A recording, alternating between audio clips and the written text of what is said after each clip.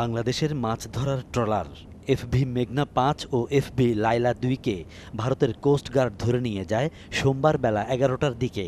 বিষয়টি জানাজানির পর বিকেলে শুরু হয় তৎপরতা। ঘটনার পর বাংলাদেশের কোস্টগার্ড, নৌবাহিনী এবং পররাষ্ট্র ও নৌপরিবহন মন্ত্রণালয় যোগাযোগ শুরু করে ভারতের সাথে। নৌপরিবহন অধিদপ্তরের মহাপরিচালক জানান, জোর চেষ্টা চলছে দ্রুত ট্রলার দুটিকে উদ্ধারে। তাদেরকে ছাড়ানোর যে প্রচেষ্টা বিভিন্ন ফর্মে অব্যাহত রয়েছে। কনসার্ন যত অথরিটি আছে তারা তাদের এন্ডে চেষ্টা করে যাচ্ছেন। ইনশাআল্লাহ যখন একটা ভিজিবল অগ্রগতি জানা যাবে আপনাদেরকে জানানো হবে। বঙ্গোপসাগরে বাংলাদেশের জলসীমায় মাছ ধরার যে ৪টি এলাকা রয়েছে তার একটি সোয়াচপ নো গ্রাউন্ডের অবস্থান খুলনা অঞ্চলে। সামুদ্রিক মৎস্য দপ্তর থেকে গেল ২১ ও ২৭ নভেম্বর অনুমতি নিয়ে ওই এলাকায় যায় এফভি মেঘনা ৫ ও এফভি লায়লা ২।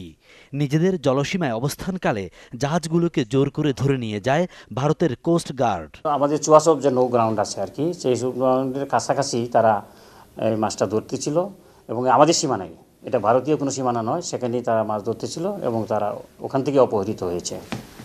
C&A অ্যাগ্রোর মালিকানাধীন এফভি মেঘনায় জনবল রয়েছে ৩৭ আর SR ফিশিংয়ের মালিকানাধীন এফভি লায়লায় ৪৩ জন। মালিকপক্ষ জানিয়েছে, মঙ্গলবার সকাল নাগাদ ট্রলার দুটিকে উড়িষ্যায় নিয়ে যাওয়া হয়েছে। প্রথমে ওনারা আসলে কথাবার্তা বললে ওনাদেরকে ছেড়ে দিছিল। এটা হচ্ছে পরশু রাত ২টার ঘটনা আর কি। তো ছেড়ে দেবো, ওরা আমাদের তো আপনার ফিশিং গ্রাউন্ড আছে, আমাদের ফিশিং গ্রাউন্ডে চলে আসছে, ফিশিং গ্রাউন্ডে ফিশিং করতেছে। আবার ওরা ডাকছে, ডাকার পর তারপর দুজনকে ধরে নিয়ে গেল। বাট কী জন্য নিল, কি আসে বিশেষ সেটা জানি না। পরে আমাদেরকে গতকালকে ১১টা থেকে ১২টার মধ্যেই আমরা খবর পাইলাম যে আমাদের এই দুইটা ভেসেল ওরা ধরে নিয়ে গেছে। আজকে সকাল ১১টা নাগাদ লাস্ট জাহাজের সঙ্গে কমিউনিকেশন হয়েছে। সেখানে আমরা জানতে পেরেছি যে এটা উড়িষ্যার কোনো একটা তাদের যে প্যারাদ্বীপ যে তাদের বন্দর আছে সেই দিকে কাছাকাছি আর কি এই মুহূর্তে আছে জাহাজগুলি, এবং তাদের সঙ্গে তারা খুব ভালো আচরণ করছে। এবং আমাদের ক্যাপ্টেনের সঙ্গে যে কথা হয়েছে, আমাদের আরেকটা জাহাজ ফিশিং করছে, আমার ওই ক্যাপ্টেন টু ক্যাপ্টেন কথা হয়েছে, তো ওনারা বলেছেন যে তারা খুবই সহনশীল আচরণ করছে। ৪০ মিটার দীর্ঘ ট্রলার দুটির প্রত্যেকের ধারণ ক্ষমতা ২০০ টন।